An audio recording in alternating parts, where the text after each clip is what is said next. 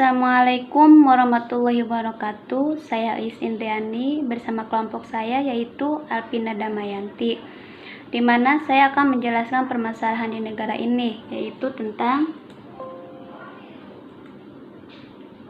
3 orang pengedar obat farmasi tanpa izin. 3 orang tersebut adalah pengedar obat farmasi tanpa izin edar atau pil koplo di Bekuk yang bertempat di Desa Buntet, yang mana ketiga tersebut berinisial HD 25 tahun, TF 29 tahun, dan AM 24 tahun dalam catatan masih warga Buntet.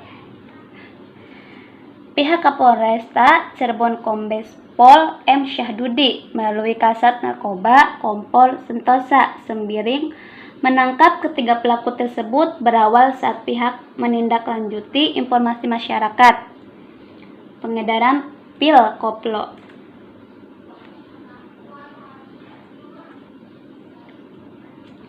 Permasalahannya tersebut yaitu kita ketahui adanya pil, dompet, uang, serta HP. Inilah 3 tersebut yang saya jelaskan, yaitu tentang berupa barang 40 butir pil jenis Hekfendil dan uang hasil penjualan sebesar 120.000, kemudian 99 pil jenis dextromethorphan serta uang hasil penjualan sebesar 260.000, 1000 butir pil jenis dextromethorphan, 150 butir pil trihekfendil serta uang hasil penjualan 110.000, di mana ketiga pelaku tersebut yaitu sedang dilanjuti ke Mapolresta Cirebon untuk diperiksa dan melanjut ke proses hukum.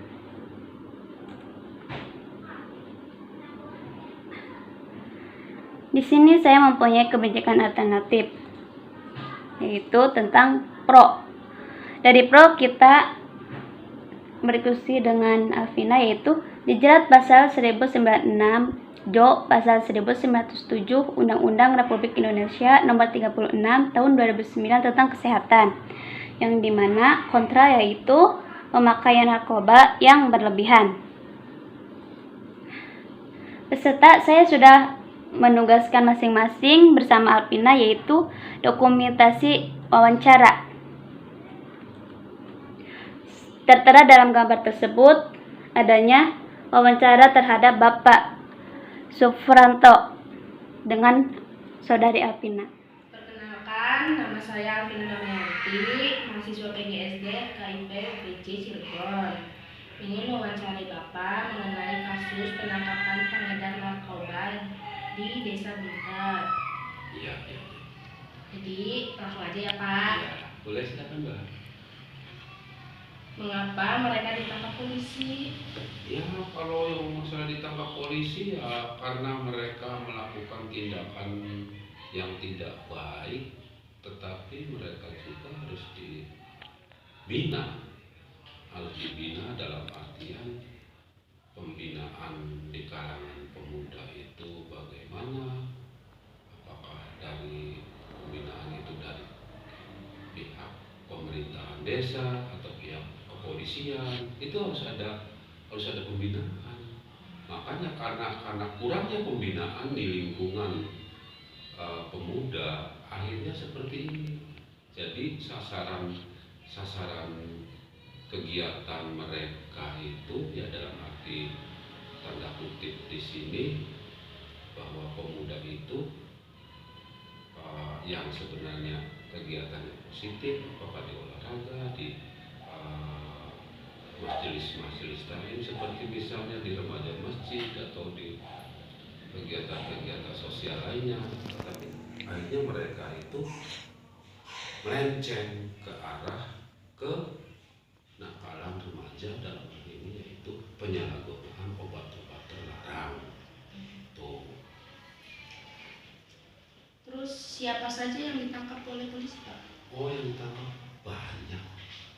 Ada 8 orang yang 2 dua orang itu tangkap bukan karena terlibat, tetapi ditangkap bukan artinya ditangkap ya, yang dua orang itu untuk saksi dua orang, tapi saat itu juga langsung dipulangkan, bahkan bukan dibawa sama keluarganya, tetapi diantarkan oleh polisinya ke rumah masing-masing.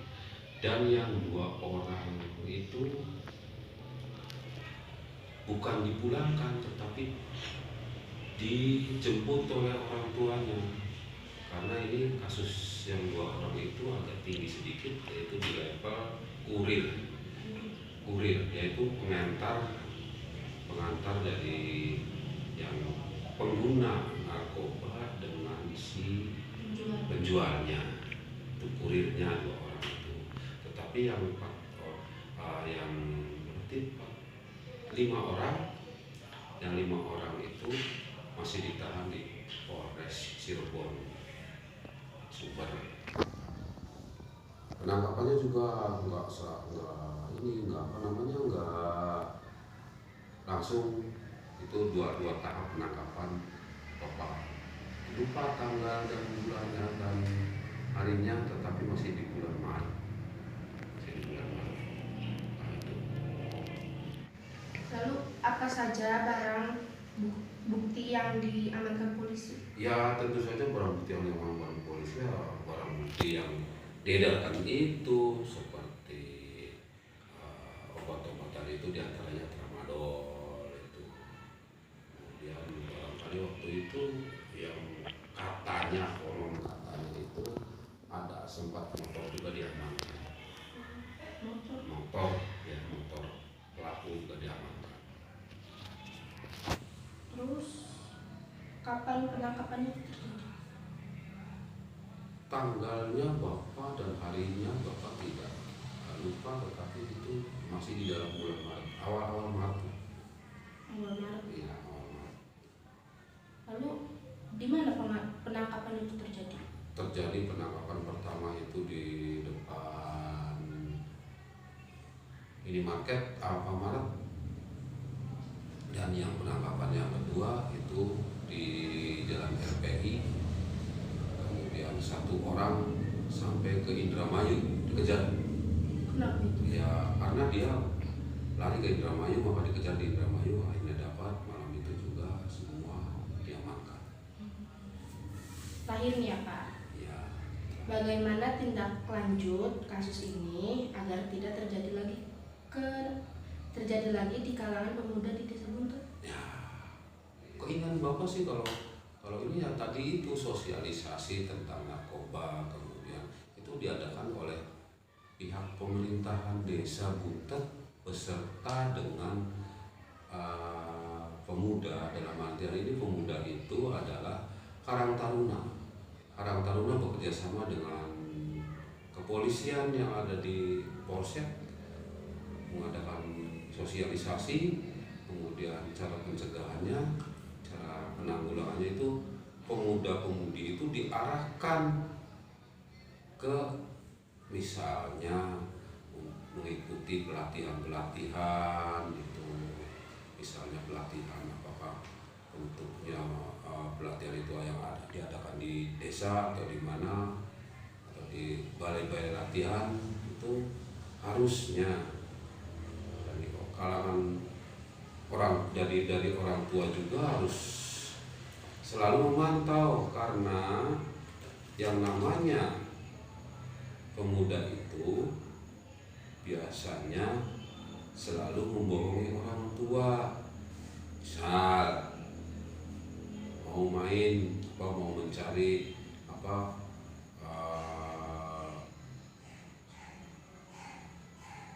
soal pertanyaan dari petugas dari sekolah mau mencari jawabannya di WiFi yang gratis, di sini kan di balai desa WiFi yang gratis, tapi itu bentuk bentuk penyelewengan pemuda.